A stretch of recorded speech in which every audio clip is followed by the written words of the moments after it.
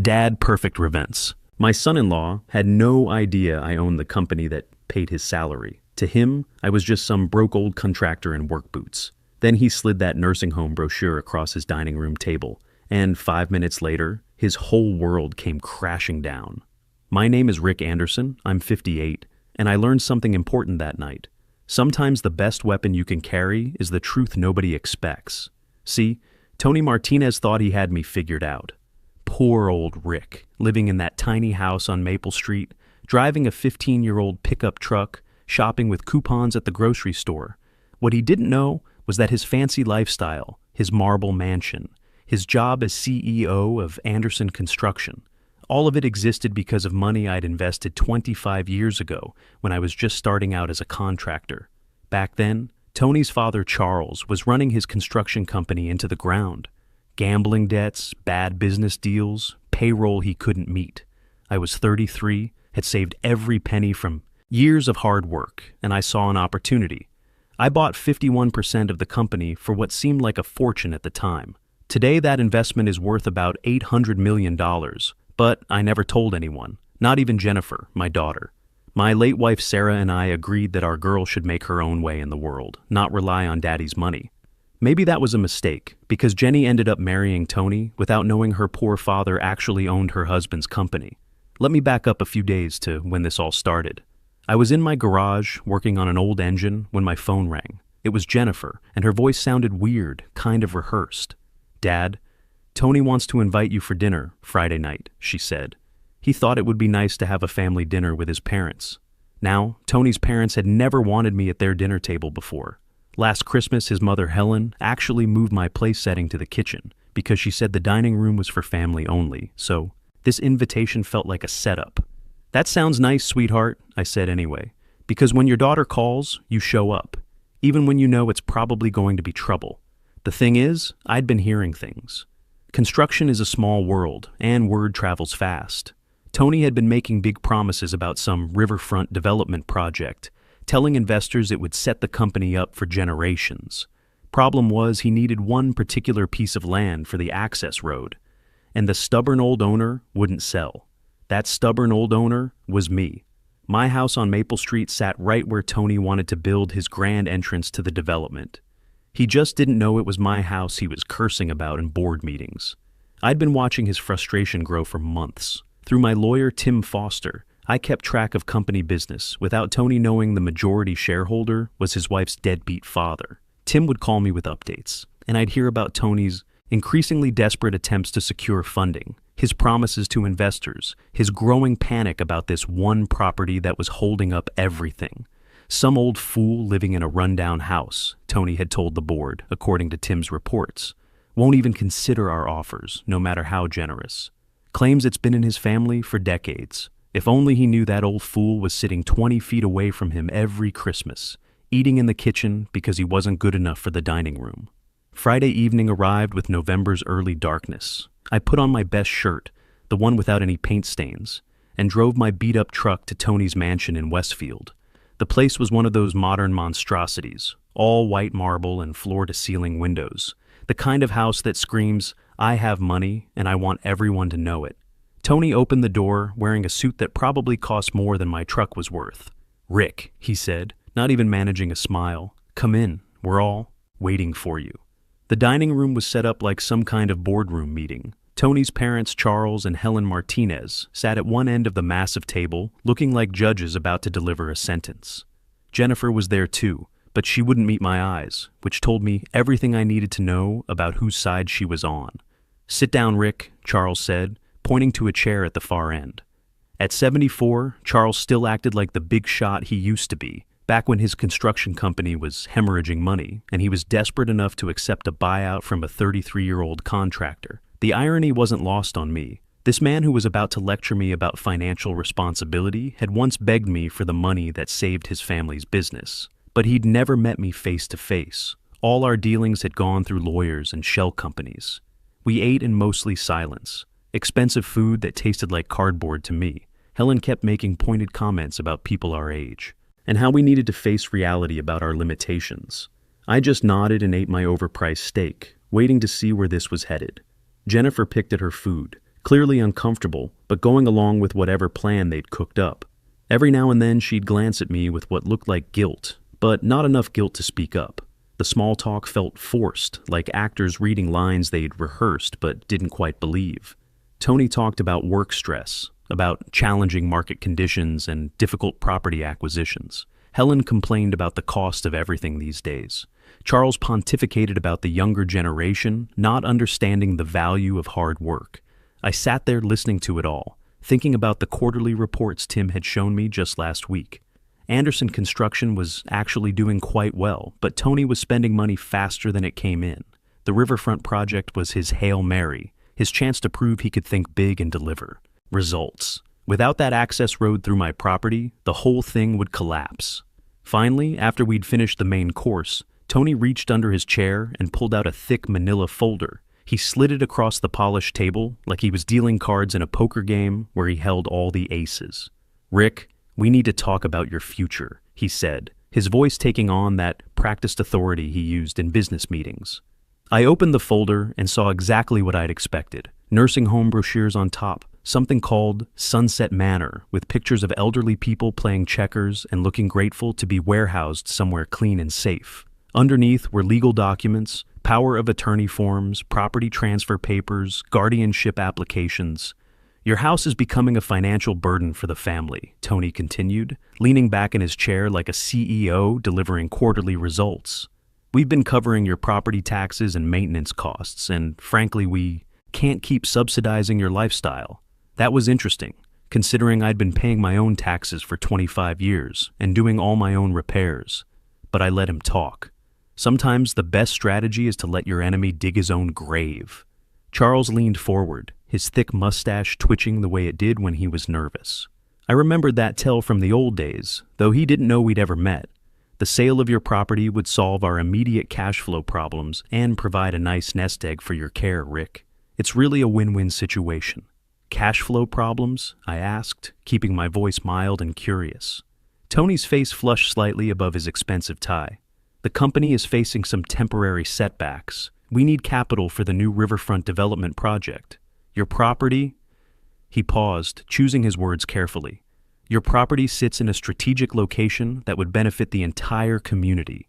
Now we were getting to the real truth. This wasn't about my welfare or their financial generosity. This was about my house sitting on land they desperately needed for their billion-dollar development dream.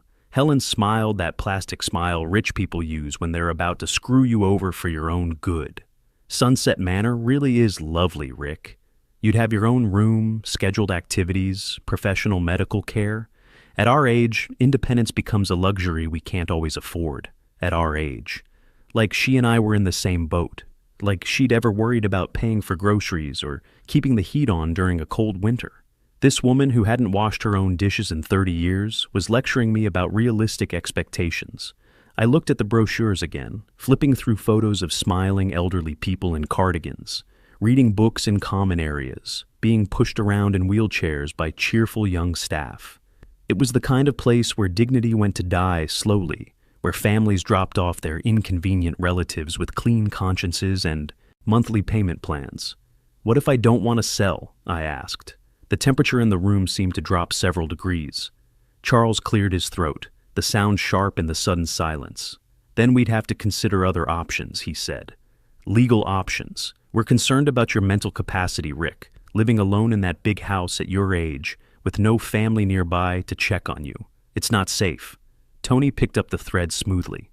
"We'd petition the court for guardianship. Bring in medical experts who could testify that you're no longer competent to make financial decisions, that you're a danger to yourself." The threat hung in the air like smoke from a house fire. These people were willing to have me declared mentally incompetent and locked away in a memory care unit, all so they could steal my property for a real estate deal. "The court would have to appoint a guardian," Helen added helpfully. "Someone to look after your interests. Make sure you get the care you need."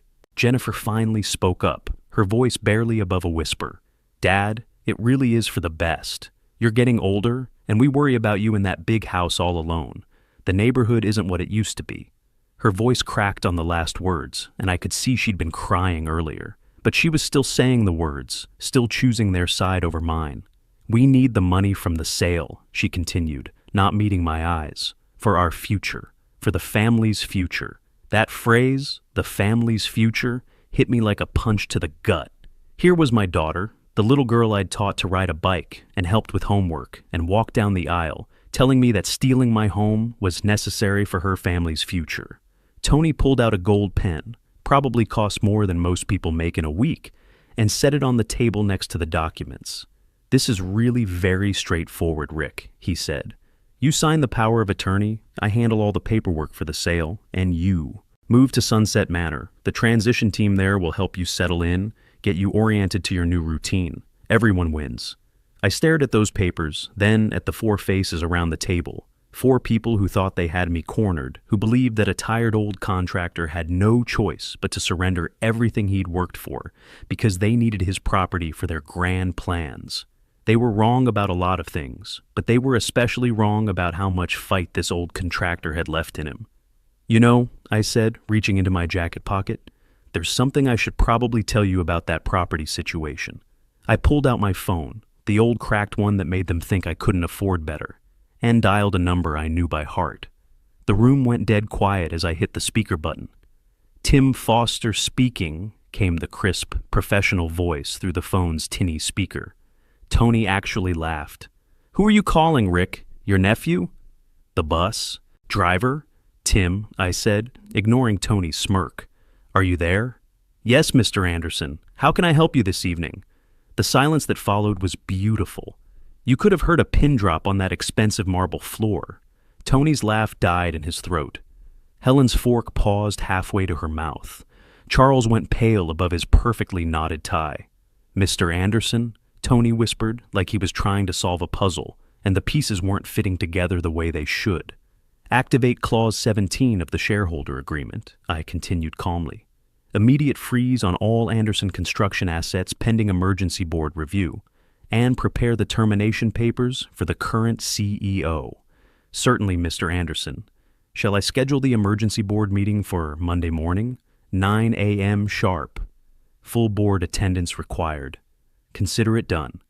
Is there anything else you need this evening?" "Not tonight, Tim. Thank you."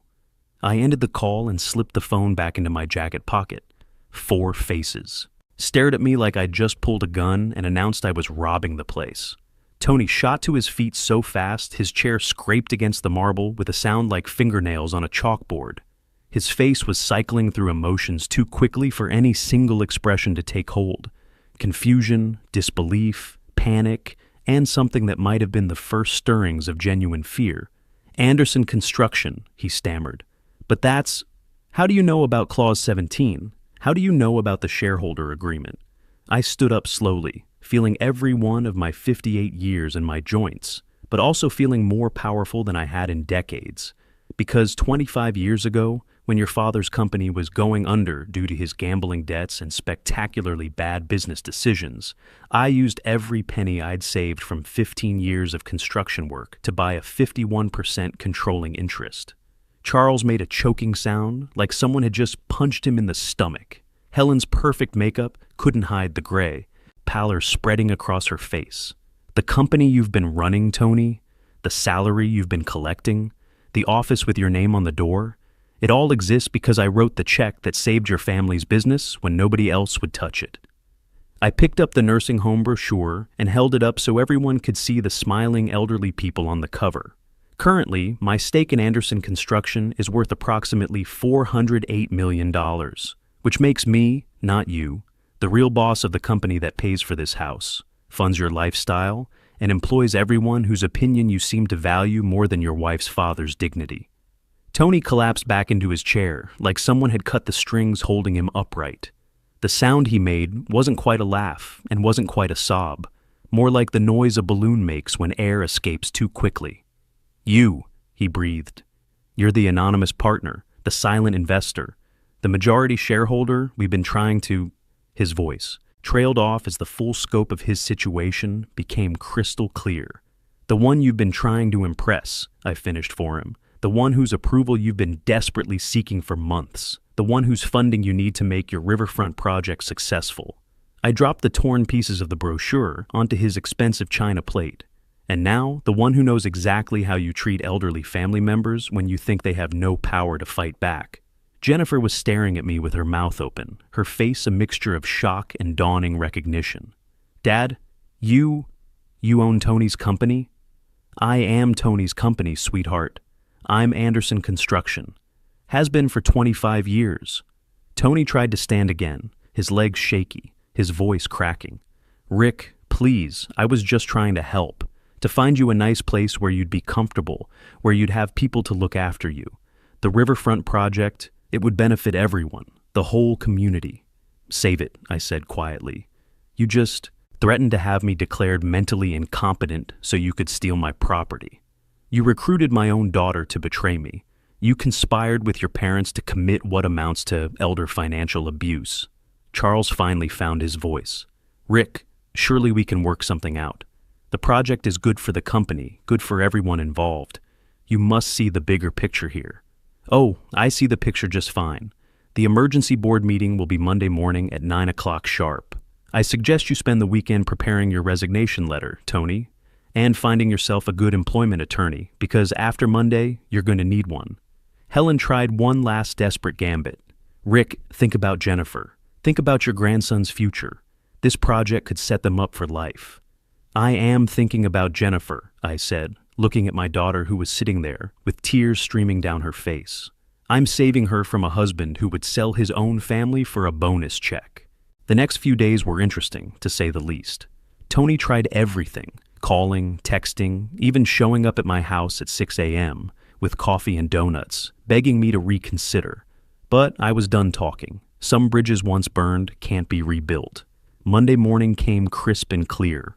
I put on my best suit, not the one I wore to church, but the real one, the one I kept for the quarterly board meetings I attended through video conference from Tim's office. Anderson Construction headquarters was a 35-story tower of glass and steel downtown, built with profits from projects I'd approved over the past 25 years. Tim met me in the lobby at 8:45 sharp. At 61, my attorney carried himself with the quiet confidence of a man who'd been protecting my interests for 2 decades. His briefcase contained 25 years of financial records, recorded conversations from Friday night's dinner, and documentation that would strip away every lie Tony had built his career on. The board is assembled and, "Waiting, Rick," Tim said, as we rode the elevator to the 35th floor. They're all very interested to finally meet their majority shareholder in person. The boardroom was impressive, floor-to-ceiling windows overlooking the Chicago River, a conference table that could seat 20, leather chairs that cost more than most people's cars. 10 board members rose when I entered, their faces showing various degrees of surprise, recognition, and what looked like relief. These were good people mostly, minority shareholders, contractors, and business partners who'd been growing increasingly concerned about Tony's leadership over the past year. They'd heard rumors about financial irregularities, questionable decisions, and a CEO who seemed more interested in grand gestures than solid business fundamentals. At the far end of the table, Tony and his father sat like defendants waiting for sentencing. Tony had tried to dress the part of a confident executive, but his skin held the gray pallor of a man who hadn't slept in 3 days. Charles looked every one of his 74 years. His proud posture collapsed into something that resembled defeat. "Good morning," I said, taking my seat at the head of the table with the same natural authority I'd once used to run construction crews. "Thank you all for coming on short notice."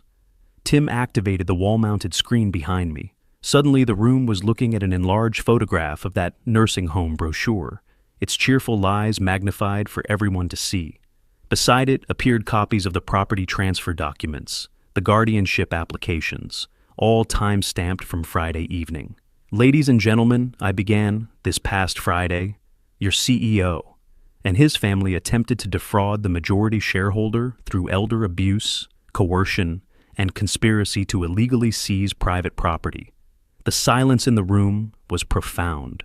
Board member Susan Thompson leaned forward, her face registering the kind of shock that hardens quickly into outrage.